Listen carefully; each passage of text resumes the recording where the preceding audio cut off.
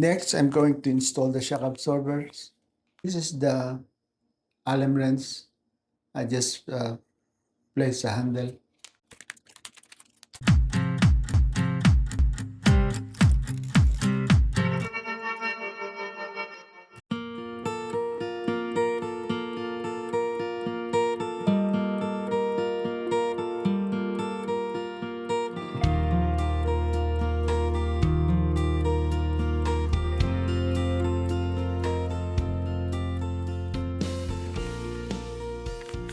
Okay, so there's some spring. Just put it aside. Oh, wow, there's a lot of parts. Small O-rings. Let's check out the shock absorber parts that need to be assembled. The kit comes with two different balls that will fit the track rod ends. Take note that both ends of the ball for the top is flared, compared to the one at the bottom which has only one side flared. So to make it easy, I just put a screw so I can grab it because this part is too small. Then after that, I'll just get the rubber pushing and slide it just like that.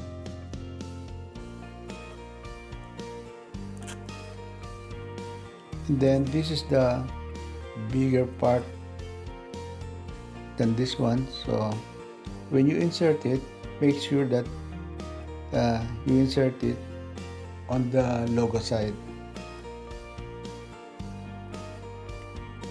so that way when you assemble the shock absorber, this one will be facing outside. Just grab this rubber O-ring. It's kind of tricky because it's too small, so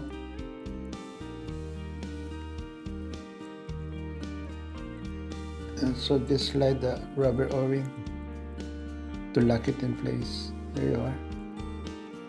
So the top part is done, and this one I'm gonna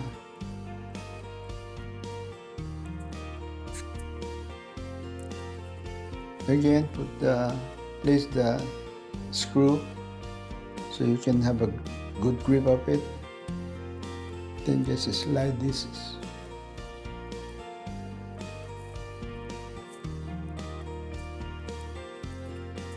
There you are.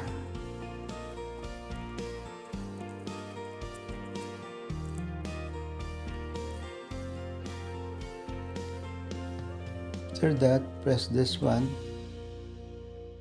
and you need to press it because it's a little bit tight. There you are. And grab another O-ring.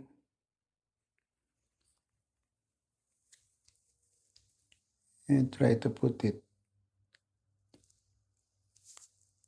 Okay, there you are.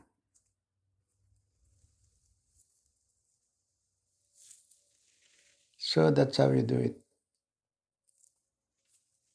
So all of the bigger end should go on the same side. So there you are. That's how you assemble your shock absorber.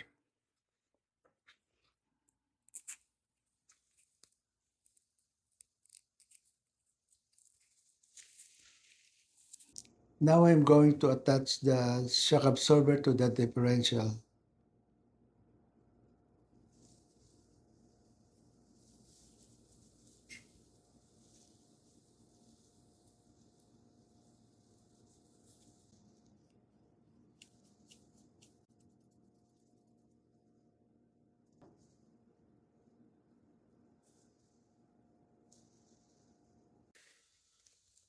Take note that you need to insert the screw to the one that has the player part.